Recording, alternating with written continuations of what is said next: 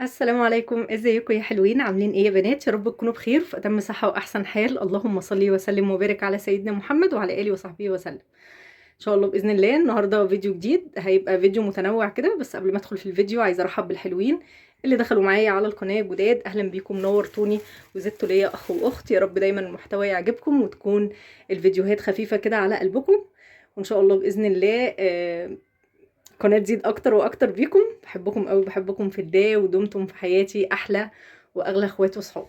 يلا بينا نشوف فيديو النهارده ونشوف هنعمل ايه فيه، وان شاء الله باذن الله الفيديو يعجبكم. تابعوا معايا الفيديو للاخر. يلا يا حلوين نشوف كده اسعار الخضار والفاكهه كانت ايه النهارده في السوق. الروتين ده روتين مسائي، كله بالليل، حتى السوق بتاعه بالليل. بس حبيت كده افيدكم بالاسعار للناس اللي حابه تعرف اسعار الخضار والفاكهه ايه. انا جبت حاجات خفيفة يعني ناقصة للبيت. حبيت ان انا اعرفكم الاسعار ايه. اول حاجة جبت طماطم، والطماطم سعرها يعني في ب10 وفي ب12، فدي كان سعرها 10 جنيه، حلوة وجامدة. جبت 2 كيلو ونص ب25. جبت كمان المانجا السكري دي وسعرها كان 30 جنيه، حلو قوي ما شاء الله. بصوا العسل عليها، بصوا عامل ازاي، عايزه اقول لكم بتلزق يعني، بصوا بتلزق في ايدي من كتر العسل بتاعها. فجبت منها ده كيلو ونص او 2 كيلو مش فاكرة. وسعر الكيلو 30 جنيه. تمام. جبت كمان فلفل اخضر. جبت كيلو ونصين، نص كيلو كوبي ونص كيلو فلفل حراق كده او حار كده. تمام. كيلو الفلفل كان سعره 15 جنيه. تمام. جبت كمان ايه، جبت البصل، والبصل سعره في ب18 وفي ب20 وفي ب22. ده كان سعره 18 جنيه. سعر البصل كان 18. جبت كمان بطاطس، وسعر البطاطس 12 جنيه. يبقى كده بطاطس 12، بصل 18، مانجا 30 السكري، طماطم 10، فلفل 15 كيلو. جبت كمان طبق من اللي هو التين الشوكي. انا بحب التين الشوكي قوي وكلنا بنحبه. فالطبق ده كان سعره 25. فجبت طبق كده متقشر جاهز زي ما انتوا شايفين. بس دي المشتريات اللي انا جبتها من السوق، والحاجات اللي انا جبتها من السوق عرفتكم اسعارها.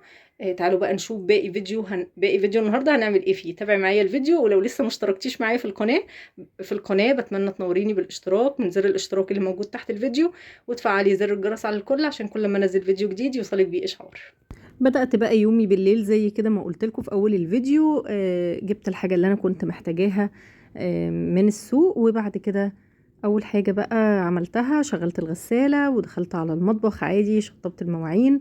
كنت اليوم ده هعمل عشاء متأخر يعني، فهنعمله برضو ان شاء الله بإذن الله مع بعض. شغلت الغسالة وبعد كده بقى كان في شوية مواعين كده خفاف في المطبخ.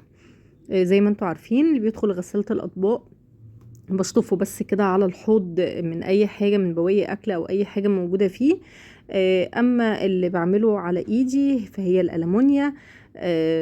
او مثلا لو مش حابة ادخل الطاسة الجرانيت او محتاجة ان هي تدعك كويس فبرضو مش بدخلها غسالة الاطباق.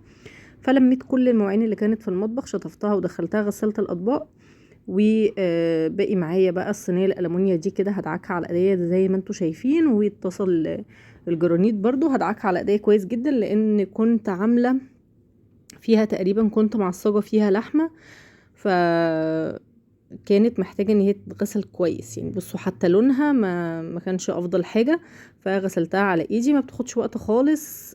طبعا مادام شيلتي من قدامك اصعب حاجة واكتر حاجة كلنا كستات بيوت بنزهق منها، وهي الاطباق والكوبايات والمعالق والحاجات دي كلها، مجرد ما بتشيليها من الحوض خلاص الدنيا قدامك بتبقى اروق كتير. ان انت تعرفي مثلا حتى لو في حلل او حاجة عايزة ان انت تغسليها كويس على ايديكي، هيبقى الموضوع ابسط بكتير لما يبقى الحوض مليان اطباق وكوبايات ومعالق وكده. خلاص غسلتهم كده على ايديا كويس جدا. هنعمل عشاء مع بعض حلو قوي قوي قوي. طبعا ينفع عشاء او غدا، بس بما ان اليوم ده بالنسبه لي كان عشاء، فكنت متاخره يعني في عمايل العشاء، فهيبقى عشاء لذيذ قوي يعني، ايه هتحبوه. خلاص غسلت اللي عايز يتغسل، وكمان كنت عاملة قبليها بيوم اللازانيا كنا عاملينها مع بعض في فيديو قبل كده. فكنت طبعا وانا حطاها في الفرن قلت لكم ان الصينية كانت صغيرة على حجم او على كمية اللازانيا اللي انا كنت حطاها فيها، فكانت حصل زي فوران كده بره الصينية. فطبعا كانت بتنزل على الصاج بتاع الفرن ده.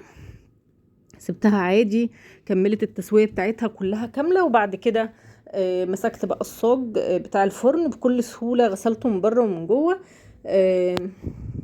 يعني حطيت عليه كده شوية مية وشلت اللي كان موجود عليه بالمعلقة كده، وبعد كده غسلته كويس قوي من بره ومن جوه. زي ما قلت لكم يا بنات قبل كده، طول ما ايدك في الحاجة باستمرار حاجتك مش هتتوسخ ومش هتبوظ ومش هتحتاجي ان انتي تتعبي فيها بعد كده.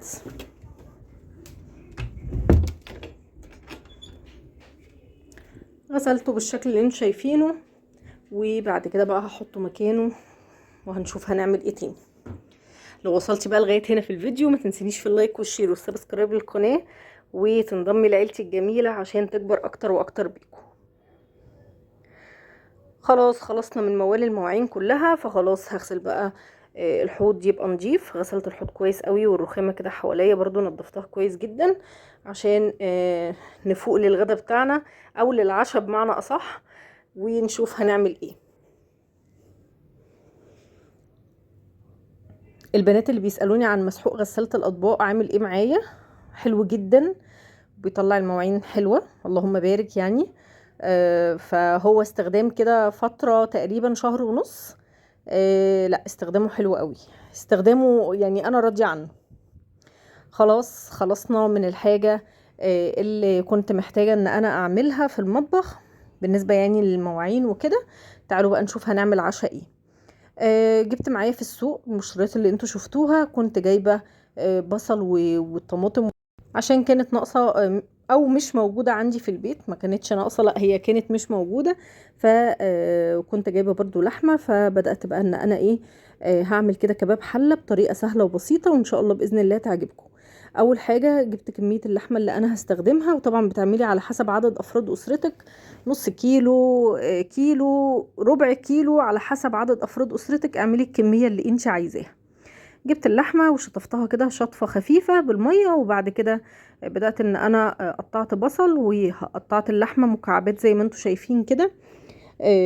ما تبقاش ولا كبيرة ولا صغيرة، تبقى مكعبات وسط، وهوريكم دلوقتي الحجم بتاعها. بدأت ان اقطعها بالشكل اللي انتوا شايفينه. حطيت بقى حلة فاضية كده على النار، سخنت شوية، ضفت فيها معلقة كبيرة من السمنة البلدي، وهسيبها تسخن معايا شوية على النار. في الوقت ده كنت قطعت اللحمة.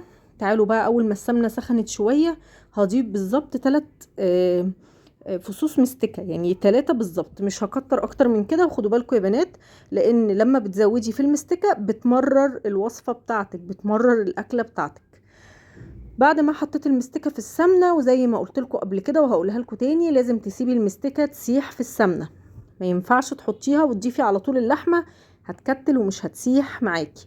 بعد ما حطيت المستكة وسبتها ساحت شوية، اول ما ساحت معايا على طول والسمنة سخنة، نزلت على طول بكمية اللحمة بتاعتي على نار عالية. ما ينفعش اوطي النار وانا بشوح اي حاجة، لحمة، فراخ، كبدة، اي حاجة من الحاجات دي، لازم النار تكون عالية معايا عشان اقفل انسجة اللحمة ان هي متنزلش المية بتاعتها.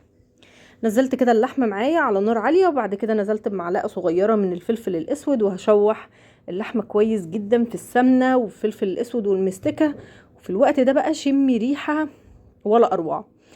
ريحة كانت حلوة جدا. غطيت عليها النار وسبتها دقيقتين بالظبط، بدون اي اضافة اي مية او اي حاجة. انا عايزاها تتشوح كويس قوي. شوحتها كويس قوي. بعد ما اتاكدت ان هي اتشوحت معايا كويس، بدات بقى اضيف البصل بتاعي. وضيف البصل على حسب ما انتي برضو عايزه، بتحبي البصل كتير ضيفيه، بتحبيه قليل شويه ضيفيه. انا هنا كنت عامله حوالي 3 بصلات.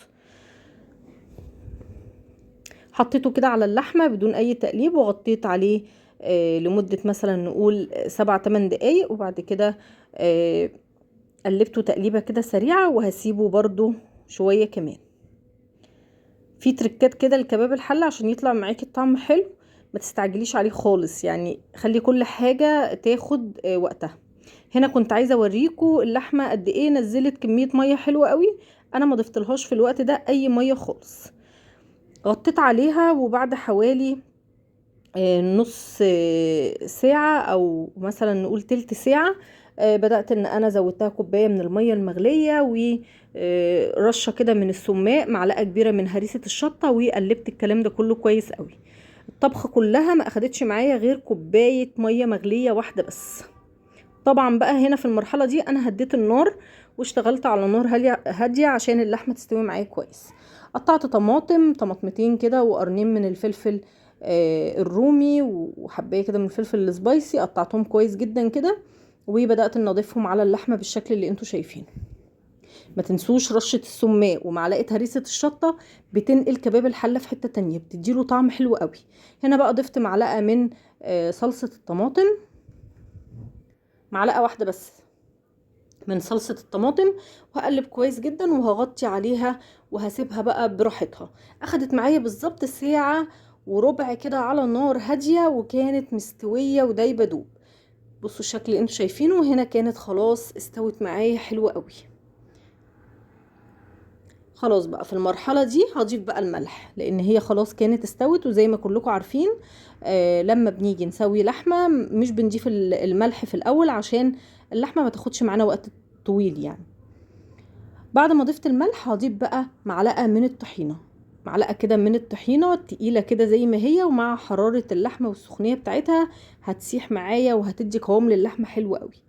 هنا خلاص كان الاكل معايا كان جاهز، وعملت جنبيه رز بشعرية، وكمان عملت جنبيه طبقين كده قلقاس من اللي احنا مفرزينه مع بعض. بصوا اللحمة كانت دايبة دوب، يعني انا بحاول اكسرها لكم بالمعلقة فهنا مش باينة قوي. هاخد قطعة واحطها كده على الرز وهوريكم قد ايه هي كانت دايبة. الصوص بتاعها طعمه حلو قوي. القلقاس مش عايزه اقول لكم خطير خطير خطير، طعمه حلو، المرقه بتاعته خفيفه، وكمان مستوي حلو قوي. بصوا دايب دوب. يعني انا هنا بوريكم بس ما كنتش عارفه اقاوم، فكنت بوريكم وبدوق في نفس اللحظه. ناخد بس قطعه من اللحمه كده وهوريكم هي قد ايه دايبه.